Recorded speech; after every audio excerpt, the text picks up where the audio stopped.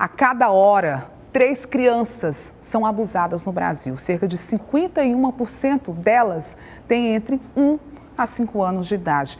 No ano passado, são cerca de 500 mil que são exploradas sexualmente, mas há dados que sugerem que somente 7,5% dos casos são denunciados. Ou seja, estes números podem ainda ser maiores.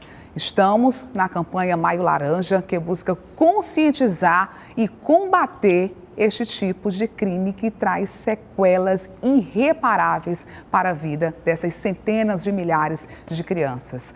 Vamos conversar agora sobre esse assunto com o psicólogo Moisés Nascimento, que está aqui, a gente está recebendo ele aqui no Jornal de Picos. Muito obrigada por ter aceito o nosso convite. Seja bem-vindo ao nosso jornal. Muito obrigado, Geandra, pelo convite.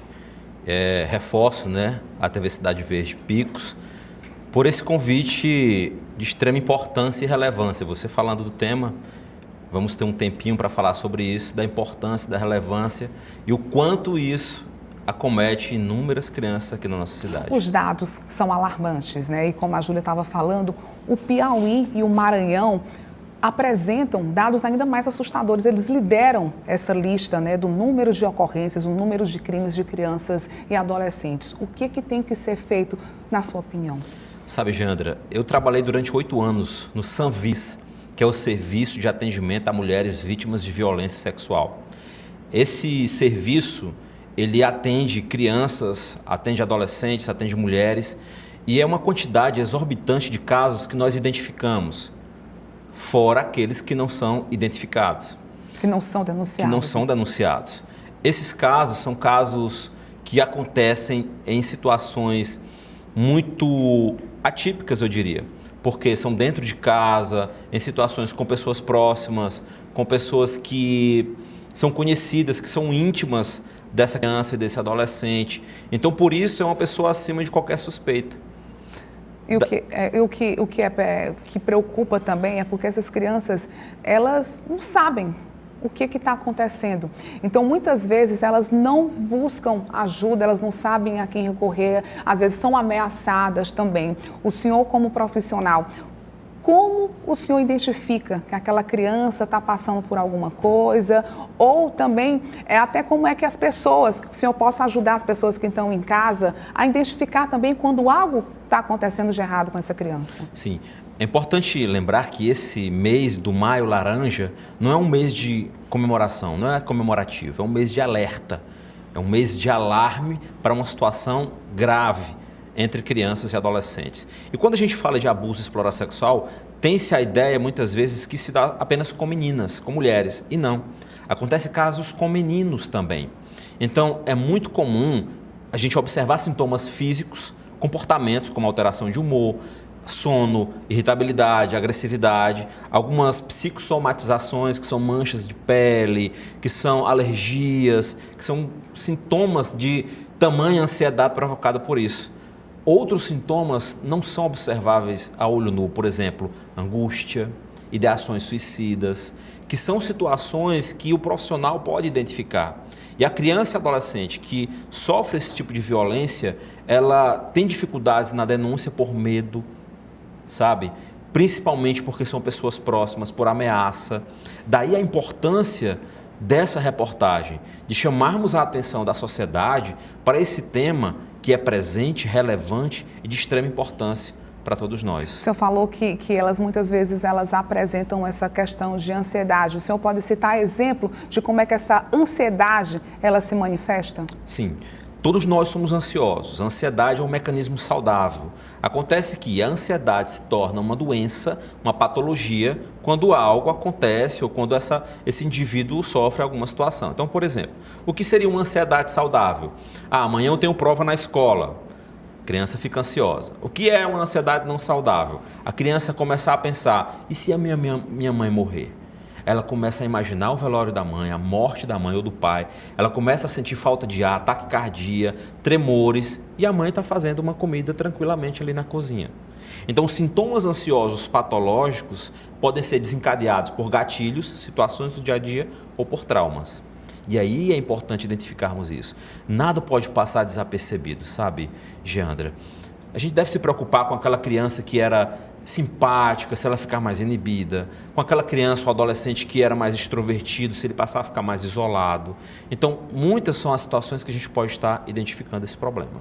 E assim, o senhor falou que é para a gente estar observando, inclusive, hoje a gente percebe que as sequelas, elas estão vindo de imediato, né? Sim. Esses resultados, essa forma com que a criança vem prejudicando o dia a dia como consequência do que está acontecendo, ela já se manifesta de imediato, às vezes não é só na vida adulta.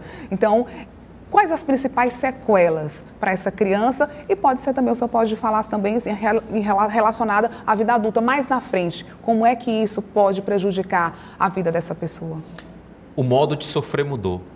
Antes nós sofríamos, por exemplo, na minha época eu sofri porque o meu pai não deixava andar de pés descalços na rua.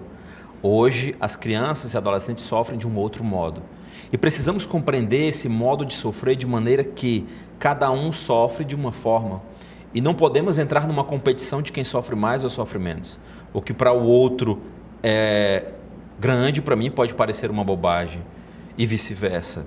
Nesse mundo hedonista de busca de prazer constantemente e imediato, faz com que essas crianças e adolescentes se tornem mais frágeis e vulneráveis, suscetíveis a abusos e à violência.